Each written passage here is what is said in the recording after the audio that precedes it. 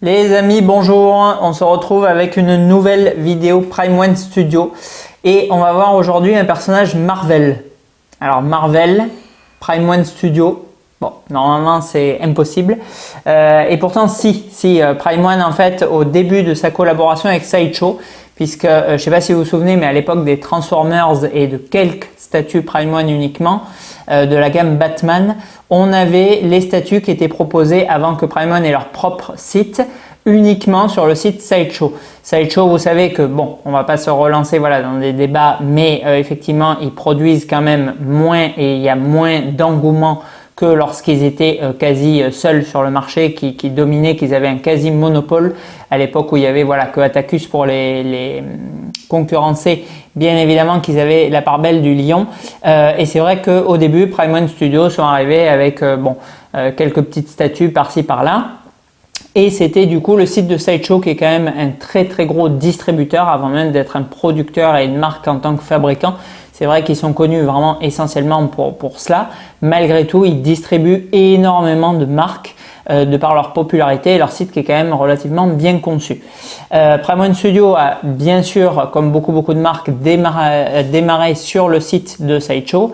Et à l'époque, ils avaient du coup fait un partenariat entre ceux ayant les ayants droit de distribution, donc en l'occurrence Sideshow qui possède toujours actuellement les droits de Marvel, et Prime One Studio qui apportait du coup un savoir-faire et une technicité complètement nouvelle, révolutionnaire et à mes yeux a mis le lieu de ce que proposait Sideshow à l'époque.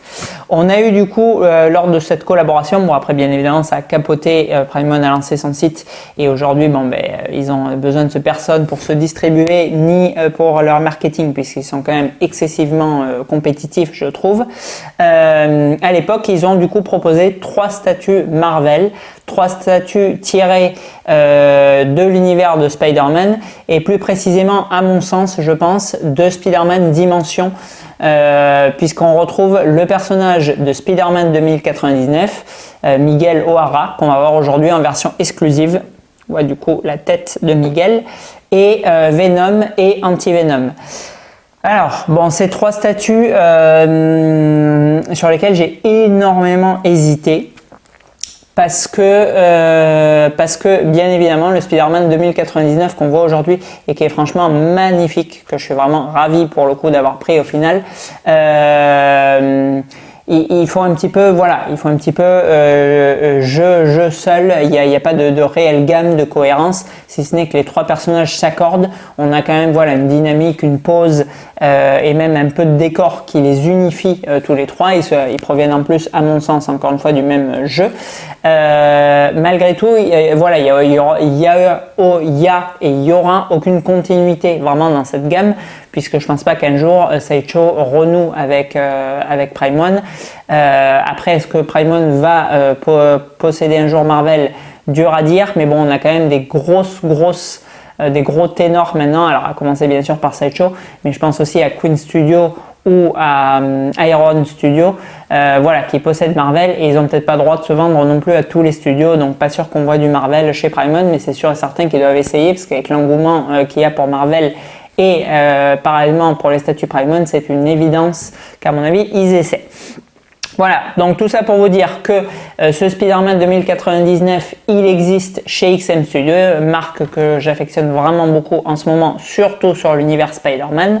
Le Venom Prime One, c'est une statue qui m'a toujours beaucoup plu, dont j'ai hésité à maintes reprises à acheter. Pour le moment, je ne l'ai pas encore, mais bon, c'est une statue que je convoite. Et on a tout un tas bien sûr de Venom qui viennent rentrer du coup un peu en bisbille avec la réalisation de Prime One, notamment tout un tas de custom et prochainement là aussi un XM Studio. Ce qui m'a fait au final pencher pour celui-ci, c'est 2 raisons. La première, c'est que c'est à mon sens le seul fabricant, y compris en custom, qui est proposé Anti-Venom, personnage ultra classe, très atypique et complètement sous-exploité. La deuxième raison, c'est que bon, voilà, Prime One, j'en ai eu quand même énormément dans ma collection. Aujourd'hui, j'en ai quasi plus. J'ai un peu d'Alien Predator, parce qu'avec Cool Props, ils ont fait des réalisations de dingue, mais sinon j'ai quasiment plus rien. Et c'est vrai que je trouvais rigolo du coup d'avoir quand même voilà, quelques pièces de ce fabricant qui a été très important dans mon parcours de collectionneur, et de prendre ce trio, encore une fois, que j'affectionne beaucoup et que je trouve qui va excessivement bien ensemble. Voilà, donc j'ai eu énormément de mal à me décider. J'ai regardé, alors elles sont toutes les deux en review sur la chaîne de Samuel, la version XM bon, qui est assez récente, qui a 6-8 mois, et la version Prime One qui a du coup 4 ans, je crois 4-5 ans, mais qui est en vidéo, donc bon, ça peut vous donner du coup un deuxième avis si jamais vous hésitez à acquérir l'une de ces deux pièces. Au final, je suis vraiment très content d'avoir opté pour la Prime One, parce que c'est une statue, alors c'est vrai que la XM elle avait une pose, je vous la mets d'ailleurs en vignette, c'est une statue qui avait une pose très atypique, assez sympa, avec un socle bon, très futuriste également. De toute façon, bon, Spider-Man 2099, il porte bien son nom, c'est bien sûr futuriste. Il provient de Terre, je sais plus combien, 871 je crois, ou un truc du style. Malgré tout, bon, bien évidemment, ça se passe dans le futur, donc c'est très ingénieux d'avoir ce système du coup de socle un peu futuriste. Après, la version d'XM, bon, alors je connais extrêmement peu. Bon, déjà, je connais pas super bien Spider-Man tout court, mais de Miguel O'Hara, je connais vraiment très peu. Donc, n'hésitez pas encore une fois à me corriger dans les commentaires si j'ai des grosses âneries. Mais pour moi, il me rappelait rien de spécifique. Ça vient très certainement d'un comics parce que XM, ils font rarement des erreurs, mais moi, je ne connaissais pas. En revanche, là, ça me fait vraiment penser au jeu. Comment il s'appelait Next Dimension, mais je me souviens plus en français, Nouvelle Ère, Nouvelle Dimension, je me souviens plus son nom en français, aux frontières du temps, je crois que c'était ça, voilà, le titre français, voilà, auquel j'ai joué, un jeu que j'ai adoré, où on voit du coup Venom et Anti-Venom, et où il y a tout un tas justement de mécanismes de portail temporel quantique. Et ce socle me rappelle vraiment à 3000% l'ambiance du jeu. Donc vraiment, j'ai une très grosse préférence pour ce socle. D'autant plus que, contrairement à la version XM, si je dis pas de bêtises, il est doté d'un petit light-up qu'on peut allumer juste là. Ouais, bon, en fait, vous devez rien voir du tout parce que c'est en sous-bassement. Bon, bref, je vais pas user du coup mes piles, je vous le zoomerai juste après, mais franchement, c'est très joli. Voilà, et c'est une statue qui a quand même beaucoup plus d'envergure. J'aime beaucoup la pose, pour le coup, qu'ils ont donnée à Miguel, puisque Miguel, on sait qu'il est transformé, je crois, avec des espèces de radiations, des choses comme ça. Du coup, il a vraiment des appendices d'araignées. Et là, on retrouve, voilà, le côté vraiment crochet, main avec griffes. Ça, c'est vraiment très sympa. Après, j'aime énormément ces effets de toile là de cap qu'ils ont donné sur l'arrière, ça c'est très joli. Et après, autre chose vraiment qui m'a beaucoup plu sur cette statue, c'est l'emploi de résine translucide pour la fumée, qui rappelle énormément celle du Mysterio XM, que je possède pas encore, mais que j'ai vu du coup qu'avec mon ami Julien à l'époque, et qui, je pense, va être du coup relativement, va bien s'harmoniser avec, puisqu'on est du coup dans le même univers de statues, et je vais les présenter côte à côte. Voilà. Alors, donc cette statue, on est en version exclusive, en version régulière, on a du coup que la tête masquée, et en version exclusive, tête que je vais mettre, parce que j'adore ce système de présentation.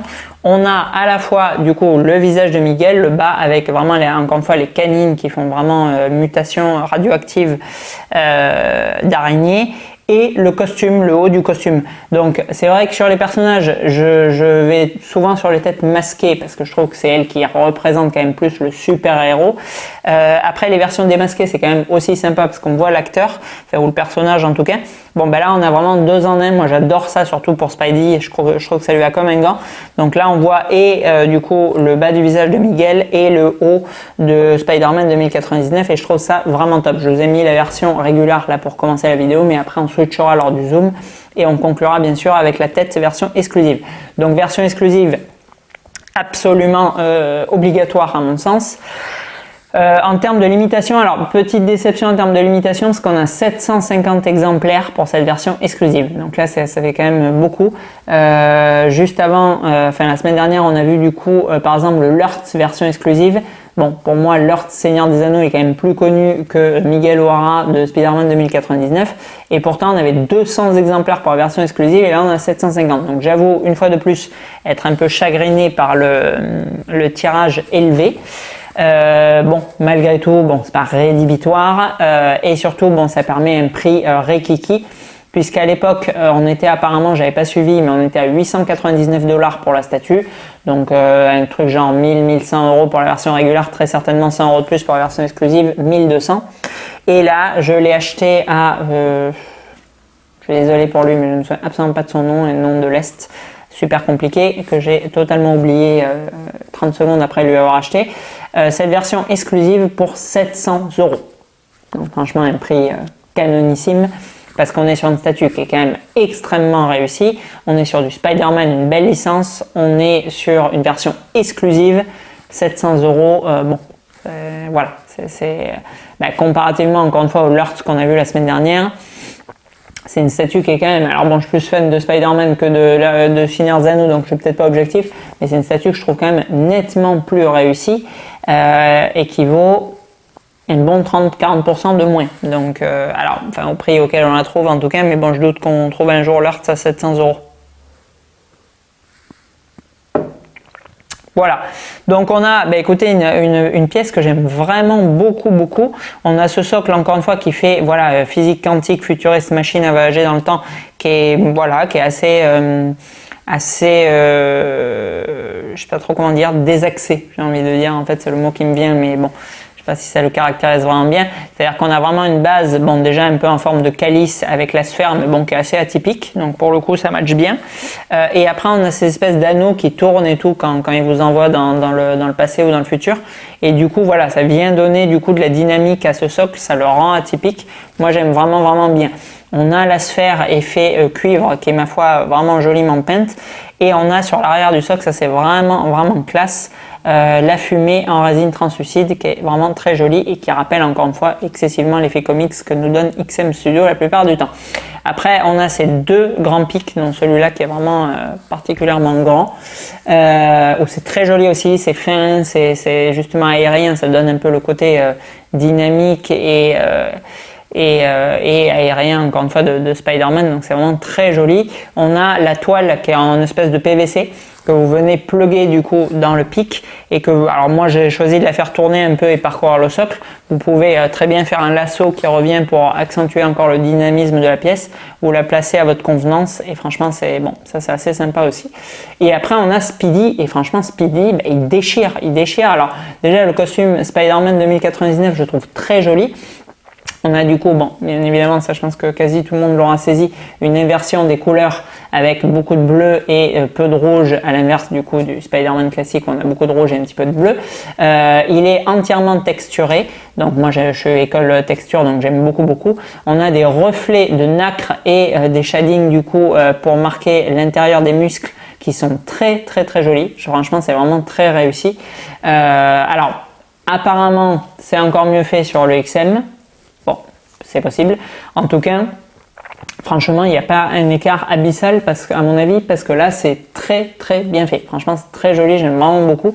Voilà, on a les grandes griffes, les mains crochues que vraiment j'aime bien aussi.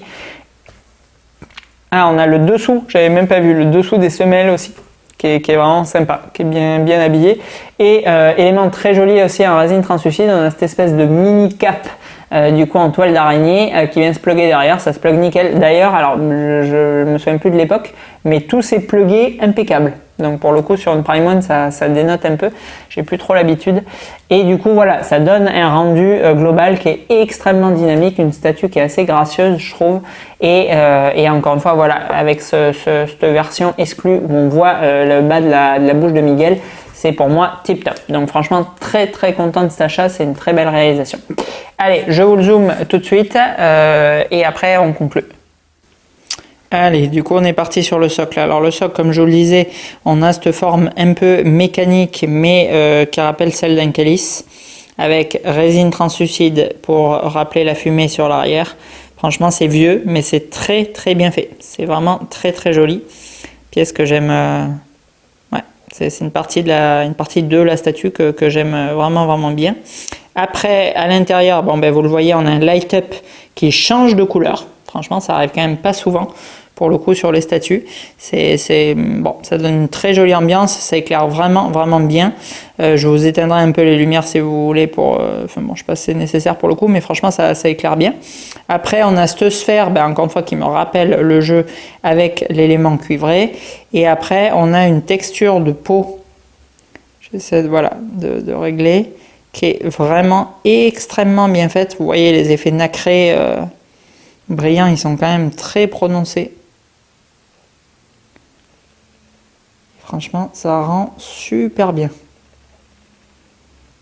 Avec du coup, voilà, cette espèce de cape flottante. Ça fait vraiment un bel habillage avec au fond aussi la toile qui tourne autour du poteau.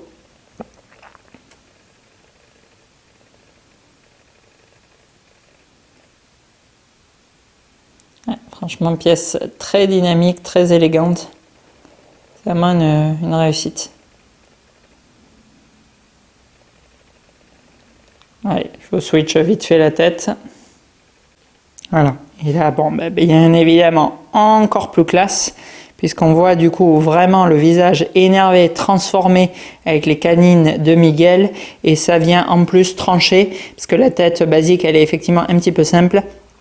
Ça vient casser cette monotonie là de ton bleu uniforme, avec un peu de peau en résine translucide comme ça, et bien le faire Prime One. Et franchement, tip top. Comme ça, elle est vraiment très classe.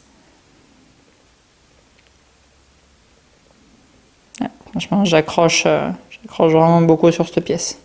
Allez, on conclut franchement. Alors bon, c'est pas une tuerie intersidérale, on va pas exagérer non plus. Mais franchement, c'est une très belle représentation pour le coup de... Hop, j'ai mal positionné la tête. De Miguel. Franchement, elle est très classe pour pour ce costume de Spider, parce que là je suis un peu en fouine de tous les costumes existants. Je suis vraiment ravi de cette pièce, et franchement au prix d'origine, avec les 750 exemplaires, c'est quand même pas mal. Je sais pas combien il y a de régulars, à mon avis un paquet. Maintenant on la voit quand même pas souvent, franchement, en vente, comme elle est vieille. Et franchement, avec deux têtes interchangeables, la statue elle doit faire 70-80 cm de hauteur, elle monte vraiment très haut avec la cape et le pic. Franchement, même le prix d'origine, 1200 €, je trouve que c'est vraiment pas déconnant, elle les vaut. Alors bon, bien évidemment, à quasi la moitié de ce prix, bon, je suis extrêmement content du coup de cet achat, quoi. Non, franchement, c'est une très belle statue. J'ai pas vu la XM, c'est possible qu'elle soit encore mieux peinte, je dis pas le contraire. Maintenant, voilà, en termes de dynamisme, en termes d'atypicité, en termes d'immersion dans le jeu. Enfin, après Spider-Man 2099, c'est pas que le jeu non plus, mais bon, c'est ce que moi en tout cas je connais. Je pense qu'elle m'aurait en tout cas, me concernant, moins plu. Donc je suis vraiment content d'avoir opté pour celle-ci au final. Franchement, c'est une très belle statue. Et si j'arrive à récupérer Anti-Venom, parce que bon, Venom on le voit quand même très souvent, mais Anti-Venom c'est moins courant. D'ailleurs, oui, alors j'en profite, si jamais quelqu'un possède Anti-Venom, alors je sais pas si c'est une version exclusive, d'ailleurs déjà vous pouvez me dire si c'est une version exclusive pour Anti-Venom, et surtout si s'il y en a une, si quelqu'un éventuellement pense à s'en séparer, ou s'il n'y a pas de version exclusive, si quelqu'un pense à se séparer de la version régulière, vous pouvez du coup m'envoyer un petit message pour le coup, puisque pour le moment je ne l'ai quasiment jamais vu en vente, l'ami Anti-Venom. Voilà. Allez, on conclut sur cette nouvelle vidéo Spider-Man. On s'en fera une autre dans 15 jours, je pense. La semaine prochaine, on va se retrouver encore avec Prime One Studio, et on va voir de nouveau la licence Berserk. Allez, à bientôt.